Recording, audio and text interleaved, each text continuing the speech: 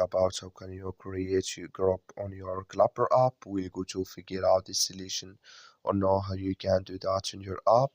So you just follow these ways, then it's going to work with you. All you have to do in the first, you just go down, click in this sign down here.